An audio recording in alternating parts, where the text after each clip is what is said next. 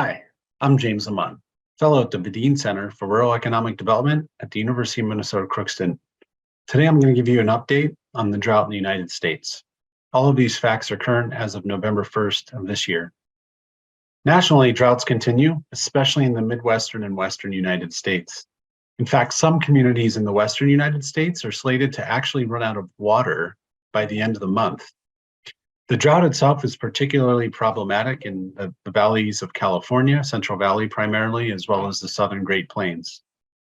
At its peak, the drought hit 99% of land in North Dakota, Kansas, California.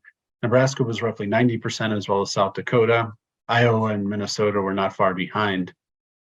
Droughts continue to impact the upper Midwest. There's a risk next year for wildfires, water supply concerns for agriculture, especially going into next spring, crop stress next year due to lack of moisture. This year in 2022, we had a very wet spring here in the upper Midwest, so many communities, farming areas rather, got really lucky. The hope is that that'll naturally happen again here going into the next year. The drought is so bad in some parts of the country, especially California, that it's estimated to be at its worst in roughly 1,000 years.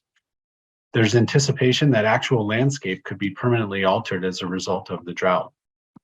Specific impacts, as I mentioned earlier in the Dakotas, you may see a repeat of 2021. In the latter part of the year, it got really dangerous, especially for ranching communities in the western part of the state or both states. Next year, naturally, is going to be a huge concern for moisture, depending on how much snowpack happens here in the upper Great Plains.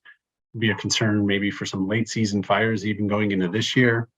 Water supply in the Great Plains in general, especially the southern Great Plains, your Kansas, Nebraska, et cetera, where they have high dependencies of irrigation, the water tables are getting very dangerously low.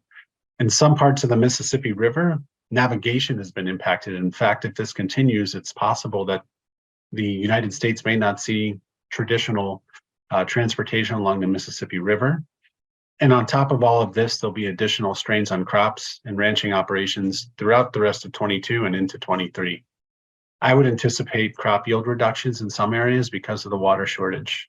The federal government may be asked to create and or expand existing programming opportunities to help offset the damage, but this is definitely something we need to keep an eye on, as most of the agriculture in the United States is produced west of the Mississippi River.